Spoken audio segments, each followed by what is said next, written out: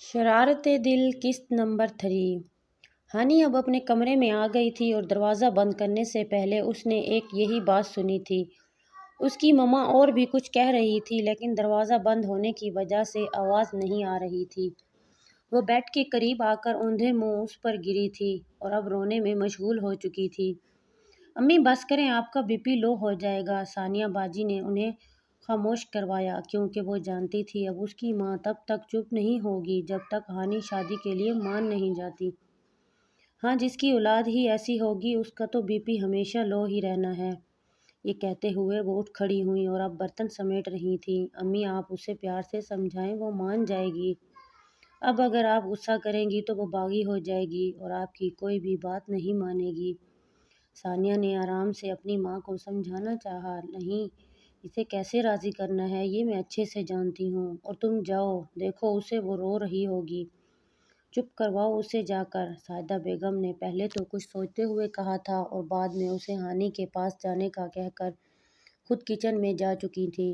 अस्सलामुअलैकुम पापा, मुझे आपसे बात करनी है। अगर आप फारिग हैं तो रात के खाने के बाद हमदान अपने पापा के स्टडी रूम में आया था, लेकिन अरशद साहब कोई किताब पढ़ने में मसरूफ़ थे, इसलिए हमदान ने इजाज़त लेना ज़रूरी समझा। वालेकुम सलाम, आओ बेटा बैठो और बताओ क्या बात करनी है। अरशद साहब ने किताब को टेबल पर रखते हुए उसे बैठने का कहा। इतने में शहनाज बेगम भी चाय लेकर आ चुकी थी। वो भी उधर ही बैठ गई। अब कमरे में 3 नफूस मौजूद थे और उनमें से 2 हमदान के बोलने के मुंतज़िर थे। पापा, मैं शादी करना चाहता हूँ। हमदान ने बाल आखिर कमरे की खामोशी को तोड़ा। हाँ तो ठीक है, हम कल जाएंगे और तुम्हारी शादी की डेट फिक्स कराएंगे। अरशद साहब ने इत्मीनान से जवाब दिया था। लेकिन पापा, मैं नेहा से शादी नहीं करना चाहता।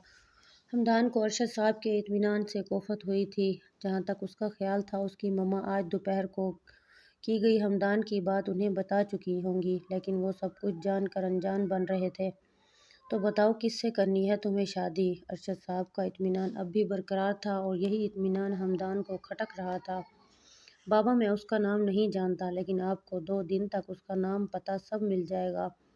हमदान ने भी अब आराम से अपनी बात मुकम्मल की थी और अब वो अपने बाप के जवाब का मुंतज़िर था।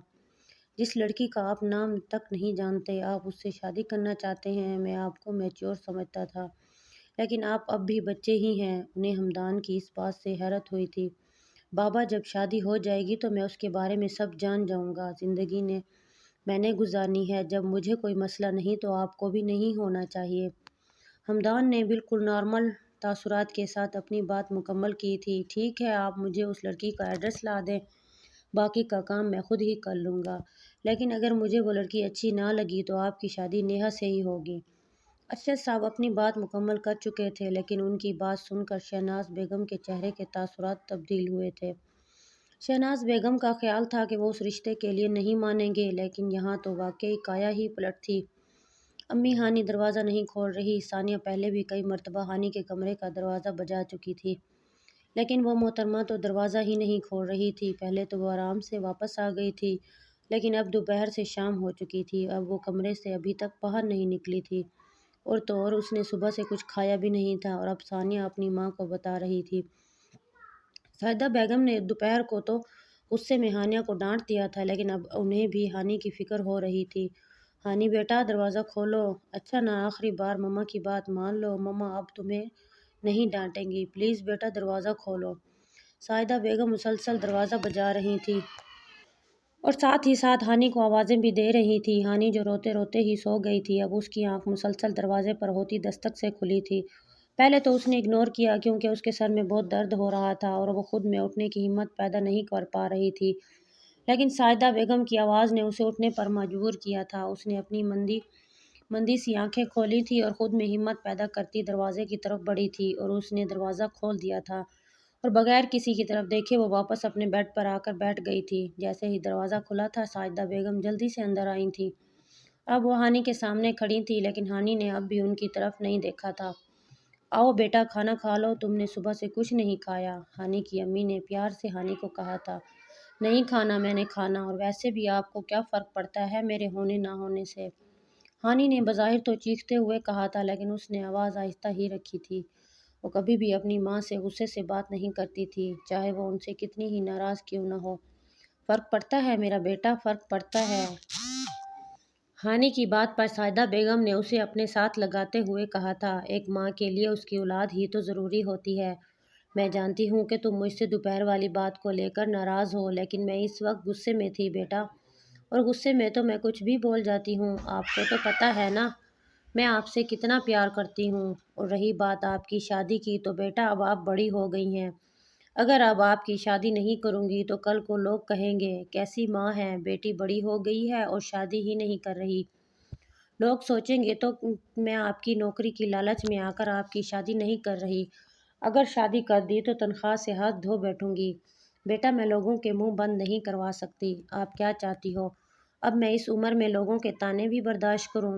سائدہ بیگم نے ہانی کو اپنے ساتھ لگاتے ہوئے پیار سے سمجھانے کی کوشش کی تھی اور اس کی شادی کرنے کی وجہ بھی بتا دی تھی۔ ٹھیک ہے مما، اب جو بھی رشتہ آئے گا آپ ادھر میری شادی کر دیجیے گا، میں کچھ نہیں کہوں گی۔ ہانی اپنی ماں سے الگ ہو چکی تھی، شاید یہ تھوڑی دیر پہلے کی گئی سائدہ بیگم کی باتوں کا ہی اثر تھا کہ وہ شادی کے لیے مان گئی تھی، لیکن وہ دل سے مانی تھی یا نہیں یہ تو اب وہی جانتی تھی۔ ٹھیک ہے بیٹا، آپ فریش ہو جاؤ، میں آپ کے لیے کھانا لاتی ہوں۔ ہانی کی رضامندی کے بعد اس کا چہرہ خوشی سے کھل اٹھا تھا اور سائدہ بیگم کی خوشی دیکھتے ہوئے ہانی بھی مسکرا دی تھی۔ واش روم کی جانب بڑھ گئی تھی۔ ہانی تم نماز کیوں نہیں پڑھتی؟ تھوڑی دیر پہلے ہی ہانی کھانا کھا کر لیٹی تھی اور وہ اپنا سر ہلکا ہلکا سا دبا رہی تھی، تب ثانیہ نے اس کے کمرے میں آتے ہوئے اس سے پوچھا تھا اور ہانی کا سر اپنی گود میں رکھ لیا تھا۔ اب اس کے سر میں آہستہ آہستہ اپنی انگلیاں چلا رہی تھی اور ہانی سے اس کی نماز نہ پڑھنے کی وجہ بھی پوچھی تھی۔ جب آپ کو پتہ ہے پھر آپ کیوں پوچھ رہی ہیں؟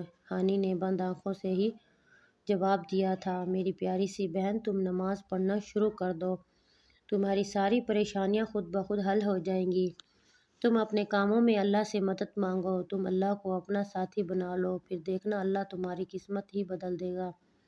ثانیہ نے اسے پیار سے سمجھاتے ہوئے کہا تھا، نہیں اللہ میری کوئی بات نہیں مانتے تو میں اللہ کی بات کیوں مانوں؟ اور میں نے کل نماز پڑھی تھی اور اللہ سے کہا تھا کہ میں نے پڑھنا ہے، لیکن دیکھیں آج کیا ہو گیا، میری پڑھائی چھوٹ جائے گی، مما میری شادی کر دیں گی۔ آخری بات کہتے ہوئے اس کی آنکھ سے ایک موتی ٹوٹ کے گرا تھا اور یوں ہی بے مول ہو گیا تھا۔ ہانی تم دنیا کے پیچھے بھاگ رہی ہو، تم جانتی ہو یہ دنیا صرف ایک دھوکہ ہے، سراب ہے اور کچھ بھی نہیں ہے۔ ثانیہ نے اسے سمجھانے کی ایک ناکام کوشش کی تھی، لیکن ہانی تو اس وقت کچھ بھی سننے کے موڈ میں نہیں تھی۔ اسے تو یہ دکھ ہی کافی تھا کہ اس کی پڑھائی چھوٹ جائے گی، وہ ڈاکٹر نہیں بن پائے گی۔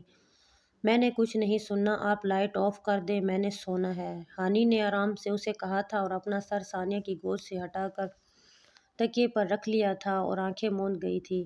ثانیہ نے اسے دیکھتے ہوئے افسوس سے نفی میں سر ہلایا تھا اور اٹھ کر لائٹ آف کر دی تھی۔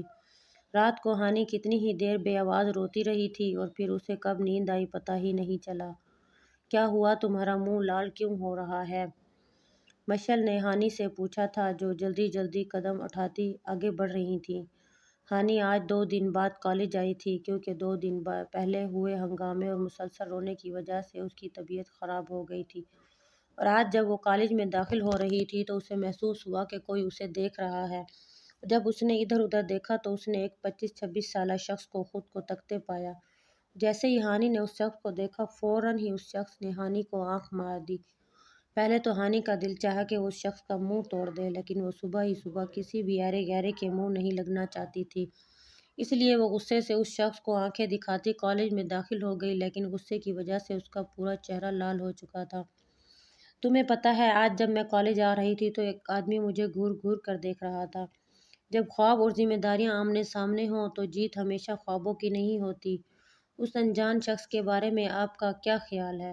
کیا وہ ہانی کی زندگی میں کوئی نیا طوفان لائے گا؟ نیکسٹ ویڈیو دیکھنے کے لیے چینل کو جلدی سے سبسکرائب کر دیں۔